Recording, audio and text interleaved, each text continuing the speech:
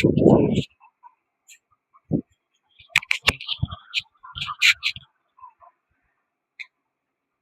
Hello नमस्कार दोस्तों। स्वागत है आपका अपने यूट्यूब चैनल मार्क्स क्लास में।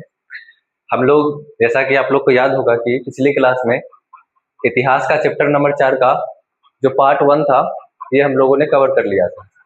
आज के इस वीडियो में हम लोग पार्ट 2 देखेंगे उसी चैप्टर का। तो चलिए शुरू करते हैं हम लोग पार्ट 2। जैसा कि आप लोग को पता होगा कि हमारा ये जो यूट्यूब चैनल है इस पे सारे वीडियोस यानी कि 10वीं कक्षा से रिलेटेड सभी सब्जेक्ट के वीडियोस मिल जाते हैं, तो आप लोग एक बार विजिट कीजिए।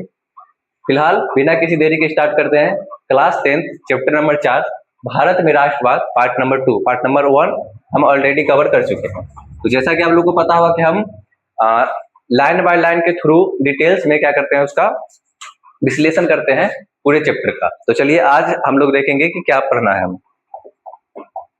तो कल हम लोगों ने पढ़ा था ये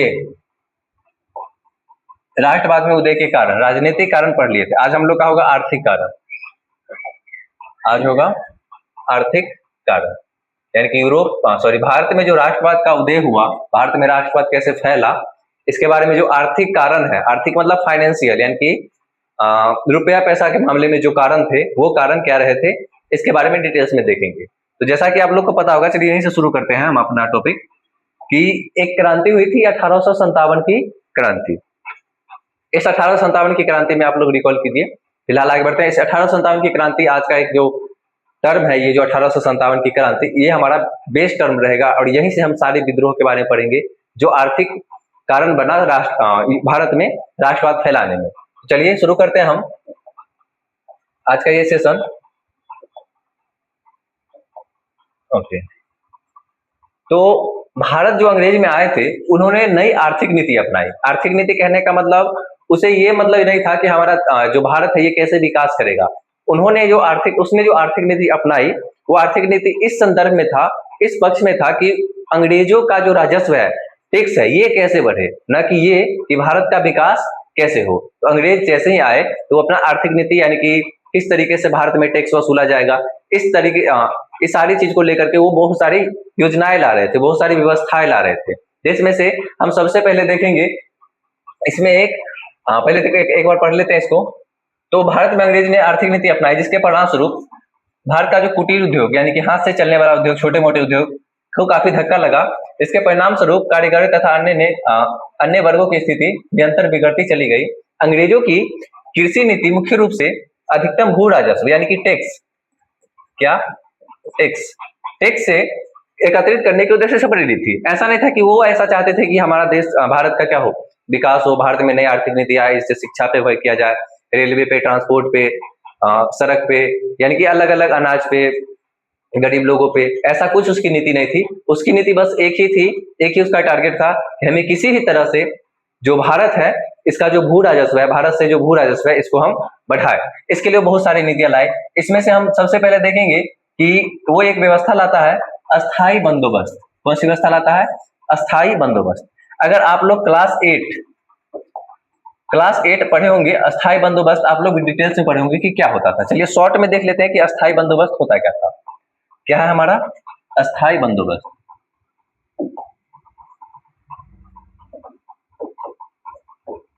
अस्थाई बंदोबस्त, अस्थाई बंदोबस्त।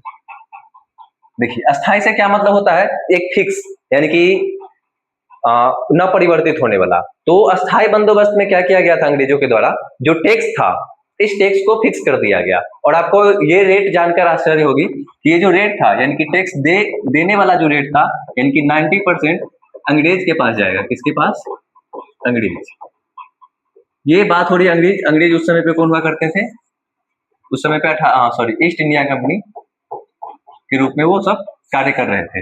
यानी कि 90% अंग्रेज के पास और 10% जो बच गया वो किसके पास? जो उगाया यानी कि किसान के पास रहेगा। तो ये व्यवस्था थी, इसमें 90% को फिक्स कर दिया गया था। ये जो व्यवस्था थी 1793 में कब लाई गई? 1793 में लॉर्ड कॉर्नवालिस, क्या नाम था व्यक्ति का? Lord Cornwallis. यह व्यवस्था 1793 में लॉर्ड कॉर्नवालिस के द्वारा लागू की गई। तो सिंपल समझते हैं अस्थायी बंदोबस्त क्या। अस्थायी बंदोबस्त में कर को क्या कर दिया गया, फिक्स कर दिया गया। इसमें कर को 90% कर दिया गया और 10% जो बचा वो किसके पास रहेगा, किसानों के पास रहेगा। इसके बाद यह व्यवस्था लॉर्ड कॉर्नवालिस के द्वारा 1793 में लाई गई। ये सारी चीजें हुई थी, लॉर्ड कॉर्नवालिस ने व्यवस्था लाई थी। चलिए इसी तरीके से ऐसा नहीं कि केवल अस्थायी बंदोबस्त ही था, इस तरीके से और सारी थी। एक था हमारा, दूसरा था हाँ, एक था महालवाड़ी, महालवाड़ी व्यवस्था, महालवाड़ी व्यवस्था। इस महालवाड़ी व्यवस्था में क्या होता था ये समझते हैं। महालवाड़ी व्यवस्था का जो जन्मदाता है, यानी कि इनको इनके बारे में बताने वाले, ये व्यवस्था लाने वाले, यानी कि जन्मदाता, जन्मदाता ये माना जाता है हॉल्ट मैकेंजी को, हॉल्ट मैकेंजी, हॉल्ट मैकेंजी। इस महालवाड़ी का क्या अर्थ है कि गांव में एक जमींदार जो हुआ करता था, या फिर गांव का जो मुखिया हुआ करता था, वो गांव का मुखिया जो था उस पूरे गांव से टैक्स वसूल करके किसको सौंपता था, अंग्रेज सरकार को सौंपता था। सिंपल समझते हैं, यही था महालवाड़ी। इसके बाद है हमारा एक और व्यवस्था थी, इसका नाम था रैयतवाड़ी, रैयतवाड़ी। इसमें एक दो टर्म भी लिखना जरूरी हो जाएगा। इसमें जो टैक्स वसूलने का कार्य था, कार्य टैक्स वसूलने का, ये किसका कार्य था, मुखिया, गांव का जो मुखिया होता था उसका, मुखिया का, या फिर जो जमींदार वगैरह होते थे उनका, जमींदार, ये उनका कार्य हुआ करता था। वो उससे वसूल करके कर किसानों से और वो सरकार को दिया करते थे। इसमें क्या होता था, दिक्कत क्या थी कि वो ज्यादा टैक्स वसूल लेते थे। जैसे ऐसे समझते हैं कि हमें 30% टैक्स वसूलना है, लेकिन वो 30% से ज्यादा 60%, 50%, 45% ऐसे करके बहुत ज्यादा कर वसूल लेते थे, और जो कर एक्स्ट्रा वसूलते थे वो इनका हो जाता था। इस व्यवस्था में बहुत सारी दिक्कतें आई। इसके बाद आई रैयतवाड़ी व्यवस्था, ये सबसे पहले आई थी रैयतवाड़ी व्यवस्था। ये आई थी 1792 में, 1792 में। रैयत का क्या अर्थ होता है दोस्तों, रैयत का अर्थ होता है किसान। रैयत का अर्थ क्या होता है, किसान। इस व्यवस्था में किया क्या गया था कि जो कर है, टैक्स जो है, ये डायरेक्ट किसान से लिया जाता था। बीच में कोई, ऐसा समझ सकते हैं, दलाल कोई नहीं होता था, यानी कि बीच में कोई ट्रांसपोर्टर नहीं होता था कि तुम टैक्स वसूल के मेरे पास ले आओ, ऐसा कुछ नहीं। सीधा टैक्स किससे लिया जाता था, अंग्रेज के द्वारा, तो वो किसान से लिया जाता था। इस व्यवस्था को लागू करवाने वाले जो व्यक्ति थे उनका नाम था कर्नल रीड, कर्नल रीड। और एक व्यक्ति थे जिनका नाम था हेक्टर मुनरो। कर्नल रीड के बाद आए थे हेक्टर मुनरो। ये सारी चीजें हो रही थी रैयतवाड़ी में। रैयत का मतलब होता है किसान, इसका मतलब होता है कि बीच में कोई नहीं, कोई दलाल वगैरह नहीं, कोई जमींदार, कोई मुखिया नहीं, सीधा टैक्स वसूल के किसको देना है, या फिर टैक्स किसको देना है, सरकार को देना है। लेकिन ऐसा पिछली व्यवस्था में नहीं थी, उसमें कोई ना कोई ट्रांसपोर्टर यानी कि बिचौलिया हुआ करता था। चलिए, तो ये व्यवस्था हम समझ चुके हैं। हाँ, तो कहाँ पे थे कि अनेक अनेक तरह की हाँ, क्या लाए थे, वो व्यवस्था लाते रहे थे, जिसके कारण से एक निश्चित भू राजस्व कर के रूप में सरकार को देना पड़ता था। जमींदार किसान से कहीं अधिक लगान वसूलते थे। जो हम बताया मुखिया या फिर जमींदार, वो जो किसान थे उससे बहुत ज्यादा टैक्स वसूलते थे और बाकी का टैक्स रख लेते थे। इस तरीके से जमींदार और महाजनों के द्वारा उस किसान पे बहुत ज्यादा अत्याचार, शोषण, आर्थिक शोषण किया जाता था। इस तरीके से अगर ये किसी विरोध में, ऐसा समझते हैं कि कोई किसान है, उसके विरोध में आवाज उठाता है, तो वो करते क्या थे कि वो जो अंग्रेजी सरकार है, वो जो वाणिज्यिक फसल क्या होते हैं, ऐसा समझते हैं वाणिज्यिक फसल को, वाणिज्यिक फसल। तो वाणिज्यिक फसल वो होते हैं जो मोटे तौर पे होते हैं। मोटे तौर पर कहने का मतलब बल्क में होते हैं। कैसे होते हैं, बल्क में, ज्यादा मात्रा में होती है। ये ज्यादा मात्रा में होती है वाणिज्यिक फसल, जैसे कि नील, कपास, गन्ना, ये सब चीजें जो होती है, कॉफी, ये सब हो गई वाणिज्यिक फसल। तो चाय, ये सब सारी चीजें क्या हो गई, वाणिज्यिक फसल, जिसका उपयोग हम करते हैं पैसा कमाने के लिए, उसे हम बोलेंगे वाणिज्यिक फसल। इस तरीके से जो ही वाणिज्यिक फसल है उस पर वो क्या कर रही थी, जो सरकार थी उस सरकार के द्वारा उस पे उसका रेट कम कर दिया जाता था। जैसे समझते हैं कि हमारे खेत में कुछ गेहूं, सॉरी गेहूं नहीं, कुछ नील कुछ कपास उपजे हैं, तो इस नील या फिर कपास पे वो जो सरकार थी रेट कम कर देती थी, जिसके कारण से किसान मजबूर होकर इस आंदोलन को या फिर इस विद्रोह को, इस सारी तरह की जो आवाज उठा रही थी सबको वो वापस ले लेते थे। चलिए नेक्स्ट है हमारा। तो इस तरीके से बहुत सारी चीजें चल रही थी। उद्योग क्षेत्र में जो मजदूर थे, कामगार थे, उनके साथ भी बहुत सारा मुसीबत था। अंग्रेजों ने भारत में बने कपड़े पर निर्यात पर कोई प्रतिबंध लगाया। ऐसा समझते हैं कि अंग्रेज के द्वारा जो प्रतिबंध लगाया गया था वो, जैसे कि मान लेते हैं यहाँ भारत में कोई सामान बना और भारत से हमें भेजना है यूरोप में उस सामान को बेचने के लिए, इससे भारतीय को तो जरूर फायदा होगा और यूरोप वाले को कुछ फायदा होगा जो टैक्स के रूप में होगा, जिसे हम बोलते हैं आयात कर या फिर बोलेंगे निर्यात कर। तो भारत में जो सामान बना वो जाएगा बाहर, यानी कि भारत का सामान दूसरे देश विदेशों में जा रहा है, तो इस पे एक टैक्स लगता था जिसको हम अभी लगता है, जिसको हम बोलते हैं निर्यात कर, यानी कि एक्सपोर्ट टैक्स। क्या बोलेंगे? निर्यात कर। निर्यात कर मतलब वैसा टैक्स वैसा कर जब कोई सामान कोई वस्तु अपने देश से विदेशों में क्या बेचे जाते हैं, तो भारत सरकार या फिर किसी भी देश पे जो राज कर रहा है उसके द्वारा जो टैक्स लिया जाएगा उसे बोलेंगे निर्यात कर। तो निर्यात कर को बढ़ा दिया जाता था। निर्यात कर को बढ़ा दिया क्यों जाता था? ताकि ये भारत का जो सामान है भारतीयों को प्रॉफिट नहीं हो, भारत में उद्योगों का विस्तार नहीं हो। अगर अंग्रेज ये भी चाहता था कि भारत में उद्योगों का विस्तार नहीं हो, इस मकसद से नहीं आया था कि हम भारत में उद्योगीकरण करेंगे, ऐसा कुछ भी नहीं था। तो वो ये चाहते थे कि भारत में किसी तरीके से उद्योग का विकास नहीं हो, तो इसके लिए वो निर्यात कर को क्या कर दिया था? बढ़ा दिया था। लेकिन आयात कर को क्या कर दिया? हटा दिया था। यानी कि वहां से जो वस्तु आएगी उस पर कोई करने लगेगा, तो सीधे वहां के जो बिजनेसमैन होते थे सीधे यहाँ पे वस्तु लाते थे और कम कीमतों पे और या फिर ज्यादा कीमतों पे, टैक्स तो लगता नहीं था उसे, तो कोई दिक्कत होती नहीं थी, तो उस तरीके से वो बेच सकते थे। लेकिन यहाँ से सामान भेजने में बहुत सारी दिक्कतें होती थी, यानी कि निर्यात कर को बढ़ा दिया और 1882 में सूती वस्त्र पर आयात कर को क्या कर दिया? हटा दिया। यानी कि विदेशों से जो वस्तु आती थी इंडिया में उस पर जो टैक्स था इसको क्या कर दिया? वो हटा दिया। इसके बाद यहाँ से बने वस्तु, यानी कि भारत से जो वस्तु जा रहा था यूरोप में उस पर टैक्स को क्या कर दिया? बढ़ा दिया, प्रतिबंधित कर दिया उस वस्तु को भेजना। इस तरीके से वो जो मशीन से बना हुआ सामान था इंग्लैंड से आया हुआ, इसकी जो खपत थी ये बढ़ने लगी, कारखाना लगाए जाने की प्रक्रिया अत्यंत धीमी थी भारत में, क्योंकि सरकार जो था औद्योगिकरण के पक्ष में नहीं था। क्यों करेगा औद्योगिकरण? उसे कोई जरूरत ही नहीं थी। ऐसी परिस्थिति में कामगार और बेरोजगार होना स्वाभाविक था। तो जाहिर सी बात है अगर औद्योगिकरण नहीं होगा तो बेरोजगारी की दर बढ़ेगी, जैसा कि आप लोग बिहार में देख सकते हैं। चलिए नेक्स्ट है हमारा। हाँ, तो ये सारी चीजें हो रही थी। आप लोग ने देखा कि किस तरीके से कामगार यानी कि मजदूर और जो किसान है वो अंग्रेजों से बहुत ज्यादा परेशान है। इस परेशानी को लेकर के एक क्रांति होती है 1857 की क्रांति। तो इसी का बात हम कर रहे थे 1857 की क्रांति का।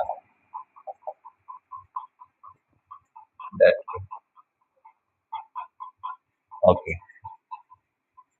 हाँ, तो 1857 की क्रांति, देखिए एक क्रांति होती है भारत में बहुत ज्यादा महत्वपूर्ण क्रांति, 1857 की क्रांति। इस क्रांति में दोस्तों हुआ क्या था कि एक बंदूक थी जिस बंदूक का नाम था ब्राउन बेस। क्या नाम था? Brown base. लिख दे रहे हैं हम, आप लोग भी नोट कर लीजिए। एक बंदूक थी जिसका नाम था ब्राउन बेस। इस ब्राउन बेस बंदूक की जगह एक नई बंदूक एनफील्ड राइफल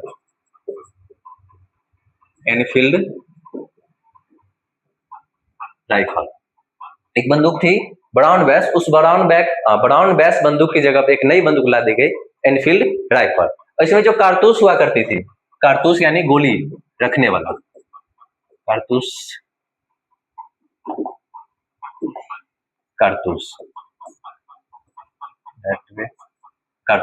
उसमें जो कारतूस हुआ करती थी वो जो कारतूस थी वो होती थी गाय और सुअर की चमड़ी की। गाय और सुअर की चमड़ी की वो कारतूस हुआ करती थी, जिसे सैनिक के द्वारा मुंह से फाड़ करके या फिर हाथ से किस तरीके से फाड़ करके, मुंह से फाड़ करके उसमें से क्या निकाली जाती थी? गोली निकाल करके फिर इस बंदूक में भर करके और फिर फायर किया जाता था। इस सब चीज से लेकर के ये जो भारत में सैनिक थी इसमें बहुत सारे ये जो न्यूज थी ये फैल गई, लेकिन अंग्रेज इससे मना कर रहे थे कि ऐसा कुछ भी नहीं है, ये सुअर या गाय की चमड़ी कुछ भी नहीं है। लेकिन धीरे धीरे ये भांडा फूट गया और ये बात सच निकला कि अंग्रेज के द्वारा कारतूस में गाय और सुअर की चमड़ी का पैकेट का प्रयोग किया जाता है। तो इसको लेकर के एक व्यक्ति हुए महान क्रांतिकारी जिनका नाम था मंगल पांडे। ये जो मंगल पांडे थे, इस ये जो मंगल पांडे दो व्यक्ति,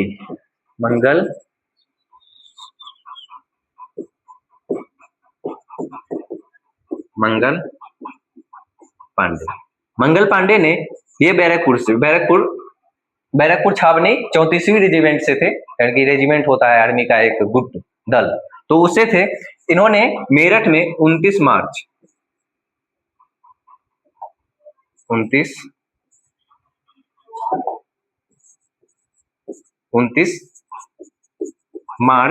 1857 को दो व्यक्ति, एक व्यक्ति का नाम था जनरल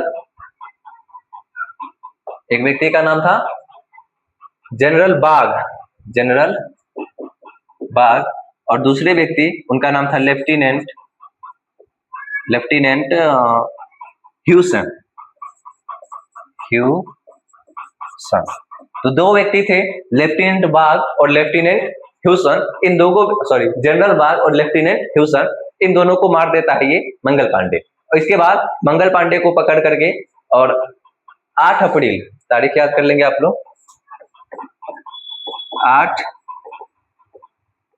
अप्रैल 1857, 8 अप्रैल 1857 को फांसी दी जाती है। इस समय पे ये हल्ला बोल का नारा वगैरह देते हैं। तो इस तरीके से 1857 की क्या हो जाती है, शुरुआत हो जाती है।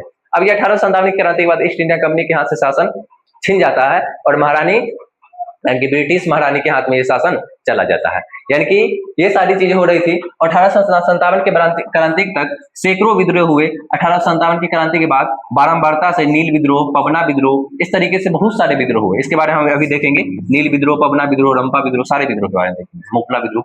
1857 के विद्रोह में इस जनता ने इस तथ्य को सोचने पर बाध्य कर दिया कि इस तरीके से तो भाई हमें आजादी नहीं मिलेगी, हमें कुछ सार्थक, शुद्ध, एकदम रेगुलेटेड, यानी कि नियमित, या फिर ऐसे कह सकते हैं कि एक सॉलिड विचारधारा होनी चाहिए कि हम ये करेंगे तो हमें आजादी मिलेगी। इस तरीके से उनके मन में विचार आया, यानी कि वहां की जनता, यानी कि भारत की जनता के मन में विचार आया और ये सोचने पर बाध्य कर दिया कि आखिर सफलता के लिए आवश्यक योजना क्या है। भारतीय इस निष्कर्ष तक पहुंच गए कि लक्ष्य की स्पष्टता एवं मजबूत संस्था, परिपक्व नेतृत्व, लड़ाई के तरीके और शुद्धता, सुनियोजित आंदोलन के जरिए स्वतंत्रता प्राप्त की जा सकती है। वही बात है कि अगर हम अच्छे से लड़ाई करें, हमारा जो नेतृत्व करता है ये एकदम ठोस हो, सारे लोग एक हो जाए, एकता रहे, तो हमें स्वतंत्रता मिल सकती है। तो इस तरीके से 1857 की क्रांति के बाद अनेक सारे क्या हुए, विद्रोह हुए। उसी विद्रोह के बारे में हम जानेंगे अभी। तो यह आपसे क्वेश्चन पूछ सकता है कि 1857 की क्रांति के बाद हुए विद्रोह का नाम लिखें, या फिर किसी एक विद्रोह के बारे में दिया जाएगा, जैसे कि मोपला विद्रोह। मोपला विद्रोह क्या था, इसके बारे में बताएं। नील विद्रोह क्या था, इसके बारे में बताएं। यहाँ पे है टॉपिक, नील विद्रोह क्या था, पवना विद्रोह क्या था, इसके बारे में। पावना था ना, पावना आई थी, हाँ। तो पावना विद्रोह क्या था, ये सब इस सब चीज के बारे में पूछ सकता है। तो चलिए शुरू करते हैं हम लोग विद्रोह 1857 की क्रांति के बाद में। तो सबसे पहले हम देख लेते हैं यही नील विद्रोह देख लेते हैं। हेडिंग डालेंगे 1857 की क्रांति के बाद के पश्चात प्रमुख विद्रोह,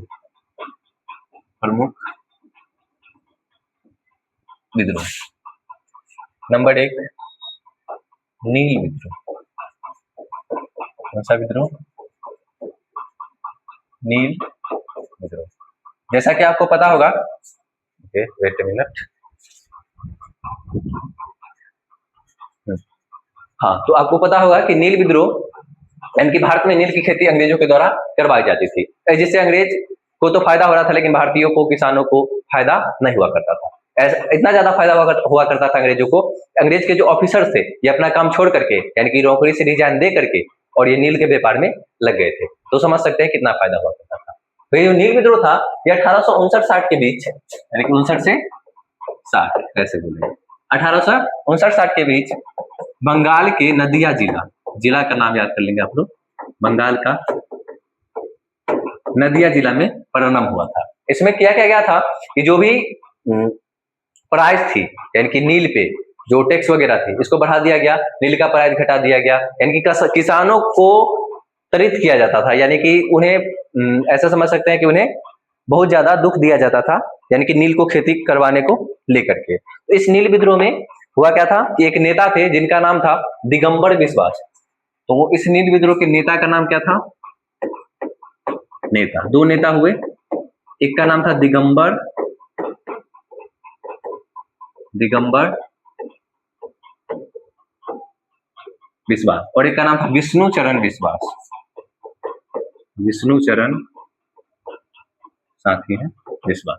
तो दो नेता हुए नील विद्रोह में, एक दिगंबर विश्वास और दूसरा विष्णु विश्वास। ये सारे नेता मिलकर के, यानी कि दोनों नेता के नेतृत्व में ये सारा नील विद्रोह क्या हुआ? संपन्न हुआ। तो नील विद्रोह क्या था कि नील का पराज को लेकर के एक विद्रोह किया गया। इसमें दो नेता हुए, दिगंबर विश्वास और विष्णुचरण विश्वास। और ये जो विद्रोह है ये बंगाल के नदिया जिले से शुरू हुआ था। चलिए नेक्स्ट है हमारा नील विद्रोह हो गया, आप लोग नोट करिएगा। इसके बाद है हमारा पावना विद्रोह। सेकेंड पावना विद्रोह।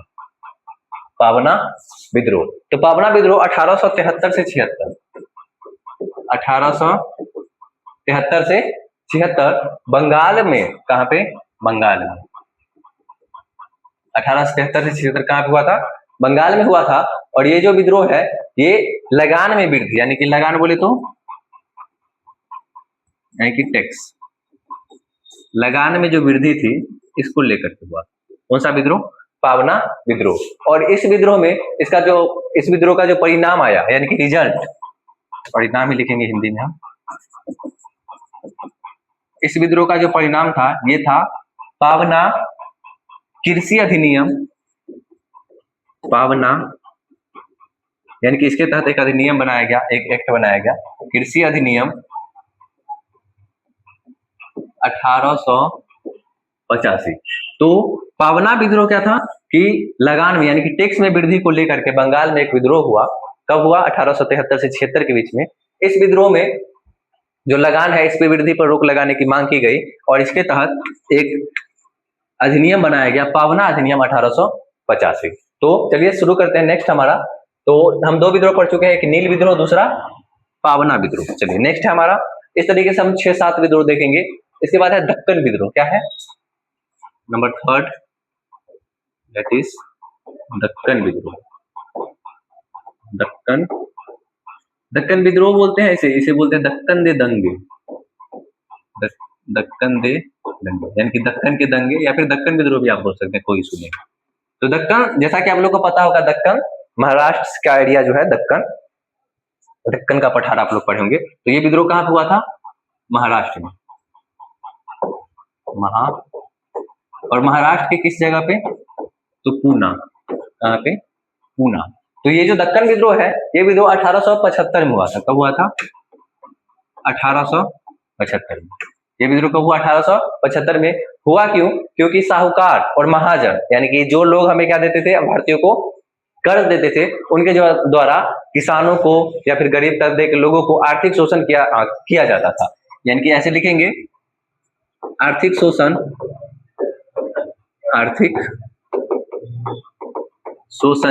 के अगेंस्ट, यानी कि विरुद्ध ये विद्रोह हुआ। आर्थिक शोषण कर कौन रहे थे? तो कर रहे थे साहूकार और महाजन। साहूकार और महाजनों के द्वारा ये आर्थिक शोषण किया जाता था। दक्कन दे दंगे या फिर दक्कन विद्रोह, ये होगा क्या था कि आर्थिक शोषण किया जा रहा था किसके द्वारा? महाजन और साहूकार के द्वारा। ये विद्रोह हुआ कब? 1875 ईस्वी में। कहां पे? महाराष्ट्र के किस जगह पे? तो पूना में। तो इस तरीके से हुआ दक्कन विद्रोह। चलिए नेक्स्ट है हमारा, थोड़ा सा पेशेंस रखिए, और 3 हो चुका है, 3 और बचा, 3 या 4 और बचा है। इसके बाद है हमारा चौथा मोपला विद्रोह। कौन सा विद्रोह?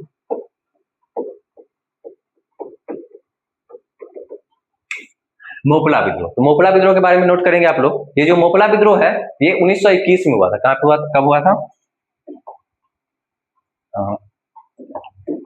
1921। मोपला विद्रोह कब हुआ? 1921 ईस्वी में हुआ। ये जो मोपला विद्रोह है ये ये जो मोपला विद्रोह है ये मालाबार तट, कहाँ पे, मालाबार तट, मालाबार तट कहाँ, केरल में। उम्मीद है कि आपको तट के बारे में सारी चीजें पता होगी, किस प्रकार से कितने तट है।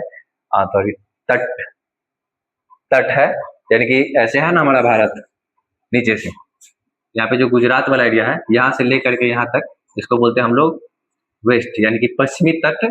और इधर जो एरिया हमारा वेस्ट बंगाल, यानी कि पश्चिम बंगाल से इधर कहाँ तक, तमिलनाडु तक, इधर बोलते हैं पूर्वी तट, कौन सा तट, पूर्वी तट, और ये पश्चिमी तट। तो यहीं पे है एक तट, कौन सा तट, मालाबार तट। ऐसा हम केरल के तट के जो क्षेत्र होंगे उसको क्या बोलेंगे, मालाबार तट। तो ये जो मालाबार तट है यहीं से स्टार्ट हुआ था कौन सा विद्रोह, तो ये जो मोपला विद्रोह है जिसके बारे में हम पढ़ रहे हैं ये विद्रोह। तो मोपला विद्रोह इधर से मालाबार तट, मालाबार तट कहाँ पे, केरल में, मालाबार तट कहाँ पे, केरल में। इस मोपला विद्रोह का जो कारण था ये था मुस्लिम काश्तकार। अच्छा, काश्तकार समझते होंगे आप लोग, मुस्लिम काश्तकार के द्वारा, के अगेंस्ट में, के विरुद्ध। एक्चुअली मुस्लिम काश्तकार ने ही ये विद्रोह स्टार्ट किया था, मुस्लिम काश्तकारों द्वारा, ऐसे लिखे। और कौन कौन थे, अंग्रेज, अंग्रेज और भारतीय जमींदार, इन दोनों के बीच में जो विद्रोह हुआ था। तो काश्तकार कहने का मतलब वो व्यक्ति या फिर वैसे लोग जो किसानी से जुड़े होते हैं, यानी कि किसान वगैरह। तो किसान को हम क्या बोल सकते हैं, काश्तकार बोल सकते हैं। तो मुस्लिम किसान के द्वारा अंग्रेज और भारतीय के अगेंस्ट में मोपला विद्रोह किया गया। ये जो विद्रोह है ये कहाँ पे हुआ था, ये केरल के मालाबार तट पे, ये उसी के आसपास का ये क्षेत्र है, क्षेत्र में हुआ था। तो हो गया हमारा ये मोपला विद्रोह। तो कौन कौन विद्रोह पढ़ लिया हम लोग, नील विद्रोह, नील विद्रोह के बाद हम लोग पढ़े पवना विद्रोह, पवना विद्रोह के बाद पढ़े हम लोग दक्कन के दंगे या फिर दक्कन के विद्रोह, उसके बाद पढ़े हम मोपला विद्रोह। चलिए हमारा पांचवा जो है ये है मुंडा विद्रोह। कौन सा है, मुंडा। उम्मीद है आप लोग बिरसा मुंडा का नाम सुनेंगे, मुंडा, कौन सा विद्रोह, मुंडा विद्रोह। ये जो मुंडा विद्रोह है ये 1899 से 1999 से 1900 ये हुआ था छोटा नागपुर का पठार, छोटा नागपुर का पठार कहाँ है, याद करेंगे, छोटा नागपुर का पठार, ये जो है झारखंड, पठार झारखंड, छोटा नागपुर का पठार झारखंड। इसमें किया क्या गया था कि एक पद्धति थी प्राचीन, कैसे बोलेंगे, प्राचीन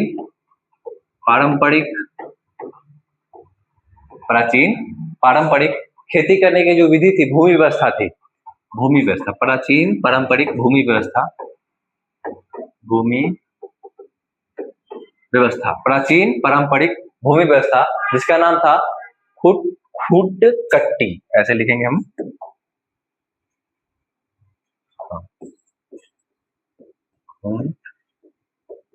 कट्टी। इसको हटाने की बात की जा रही थी, इसी को लेकर के ये विद्रोह हुआ, मुंडा विद्रोह। कौन सा विद्रोह, मुंडा विद्रोह। और इसमें जमींदार भी शामिल हुए क्योंकि जमींदारों का क्या किया जा रहा था, शोषण किया जा रहा था, जमींदारों का शोषण भी इसका कारण था। इस तरीके से कौन सा विद्रोह हुआ, मुंडा विद्रोह। तो ऐसे करेंगे याद कि मुंडा विद्रोह 99 से 1900 ईस्वी तक किया गया एक विद्रोह था, जिसमें जो एक पद्धति थी, एक सिस्टम था भूमि राजस्व का या फिर भू व्यवस्था थी, ऐसे बोलेंगे, भू व्यवस्था थी जिसका नाम था खुंटकट्टी। क्या नाम था, खुंटकट्टी। इस व्यवस्था को हटा करके अंग्रेजों के द्वारा नई व्यवस्था लाने की बात की जा रही थी। और ये जो व्यवस्था था ये प्राचीन व्यवस्था था, यानी कि झारखंड का बहुत ज्यादा प्राचीन व्यवस्था था। और इसमें जमींदारों का शोषण भी किया जा रहा था, यानी कि इस विद्रोह के द्वारा जमींदार भी इसमें भाग लेते थे, उसका भी शोषण किया जा रहा था। तो हम बोलेंगे ये हो गया आपका मुंडा विद्रोह। कौन सा विद्रोह, मुंडा विद्रोह। चलिए अब हमारा जो होगा नंबर 6 आई थिंक, मुंडा विद्रोह हो गया रंपा विद्रोह। कौन सा विद्रोह, रंपा विद्रोह। कौन सा विद्रोह होगा, रंपा विद्रोह। ये जो रंपा विद्रोह है 1922 से लेकर के 24, यानी कि 22 से 24, 1922 से 24। कब से कब तक हुआ? 1922 से लेकर 24। ये हुआ कहाँ? आंध्र प्रदेश। कहाँ पे? गोदावरी नदी। कौन सी नदी? गोदावरी नदी। तो आंध्र प्रदेश के गोदावरी नदी के आसपास ये विद्रोह हुआ था। कौन सा विद्रोह? हड़प्पा विद्रोह। ये हुआ क्या था कि एक प्रणाली थी, वाकिफ हो गया आप लोग इस प्रणाली से, कोडू प्रणाली। कौन सी प्रणाली? कोडू प्रणाली। उम्मीद है आप लोग को पता होगी कोडू प्रणाली क्या होता है। अगर नहीं पता है किन्हीं लोगों को तो कोई बात नहीं, हम बताते हैं। ये जो कोडू प्रणाली होती है जिसमें हम लोग स्लैश एंड बर्न, खेती का जो प्रकार है इसको कैसे बोलेंगे हम लोग हिंदी में? स्लैश एंड बर्न, यानी कि जलाओ और खेती करो, ऐसे, यानी कि जंगलों को काट कर जो खेती की जाती थी वो वाली खेती, जिसको हम बोलते हैं स्थानांतरित खेती। ये जो कोडू प्रणाली है उसी का नाम है, यानी कि स्लैश एंड बर्न, जिसमें क्या क्या जाता था कि जंगल को काट करके, पहाड़ पे जो जंगल वगैरह होते थे उसको काट करके किसी जंगल को, और उस जंगल में आग लगा दिया जाता था। आग लगाने के बाद उसका जो राख था उस राख को मिट्टी में मिला करके वहां पे क्या की जाती थी? खेती की जाती थी। और इस खेती के बाद कुछ दिनों के बाद वहां पे वो लोग जमीन छोड़कर चले जाते थे। और इस कोडू प्रणाली को लेकर के अंग्रेजों के द्वारा इसे बंद करने की मांग की गई, और इसी के विद्रोह में हुआ रंपा विद्रोह। और रंपा विद्रोह कब हुआ? 1922 से लेकर 24 तक। 1922 से 24 तक। इसमें जो नेता हुए, दो नेता बहुत महत्वपूर्ण है। नेता का नाम लिखेंगे आप लोग। इसमें जो नेता हुए, सॉरी एक ही नेता था इसमें जो इम्पोर्टेंट था। इस नेता का नाम था क्या नाम था उसका? अल्लूरी, और अल्लूरी सीताराजू, ऐसे कुछ नाम था। देखते हैं थोड़ा सा। अल्लूरी सीताराम राजू ही था। अल्लूरी सीताराम राजू, हाँ सर यही था। तो ये जो नेता थे इस विद्रोह के, यानी कि रंपा विद्रोह के नेता का क्या नाम था? अल्लूरी सीताराम राजू। इसमें कौन सी व्यवस्था? कोडू प्रणाली, जो क्या होती है? स्थानांतरित खेती होती है, उनके जंगल को काट बांट कर, वहां पे इसको कोडू प्रणाली बोला जाता है। इस प्रणाली को खत्म करने की बात की गई थी। तो यहाँ पे हमारा खत्म होता है 1857 की क्रांति के बाद जो हुए थे विद्रोह हुए सारे। तो एक बार फिर से देख लेते हैं। पहला हम देखें नील विद्रोह। नील विद्रोह 59-60, नेता इसका दिगंबर और विष्णु चरण विश्वास। इसके बाद पवना विद्रोह 73-76 के बीच में पवना एक्ट आया था, लगान में वृद्धि के कारण हुआ था। दक्कन विद्रोह आर्थिक शोषण साहूकार एवं जमींदारों के द्वारा, महाजनों के द्वारा पूना में हुआ था ये दक्कन विद्रोह 1875 में। मोपला विद्रोह 1921 मालाबार तट पे केरल मुस्लिम काश्तकार यानी कि किसान द्वारा किया गया था, इसके अगेंस्ट भारतीय जमींदार और अंग्रेज के अगेंस्ट में। मोपला विद्रोह 1921। मुंडा विद्रोह 1899 से 1900 तक। छोटा नागपुर का पठार कहाँ पे है? झारखंड में, वहीं पे हुआ था ये विद्रोह। प्राचीन प्रणाली थी, इसका नाम था खुटकट्टी। इस प्रणाली को हटाने की बात की जा रही थी, जिस दिन हटाया नहीं गया। इसके बाद लास्ट हम देखिए रंपा विद्रोह। रंपा विद्रोह 1922 से लेकर 24 तक आंध्र प्रदेश के गोदावरी नदी के आसपास, इसमें कोडू प्रणाली को हटाने की बात की गई। इसका जो नेता था इसका नाम था अल्लूरी सीतारामन राजू। इस प्रकार से हम आज देखें कि किस प्रकार से आर्थिक कारण भारतीय राष्ट्रवाद के उदय में अपना योगदान दिया, और ये भी साथ साथ देखें कि किस तरीके से जो 1857 की क्रांति थी, उस 1857 की क्रांति के बाद बहुत सारे विद्रोह हुए। तो चलिए नेक्स्ट क्लास में हम लोग देखेंगे। नेक्स्ट क्लास जो होगा हमारा सामाजिक हो गया, सामाजिक नहीं हुआ ऐसा है, राजनीतिक हुआ है तो सामाजिक होगा। हाँ, तो सामाजिक कारण देखेंगे, उसके बाद देखेंगे हम धार्मिक कारण। तो एक बच गया हमारा सामाजिक कारण और दूसरा बच गया है धार्मिक कारण। तो नेक्स्ट क्लास में हम सामाजिक कारण और धार्मिक कारण के बारे में डिटेल्स में अध्ययन करेंगे, जैसा कि आज किए हैं। तो चलिए आज के लिए इतना ही रखते हैं, मिलते हैं अगले वीडियो में। जय हिंद।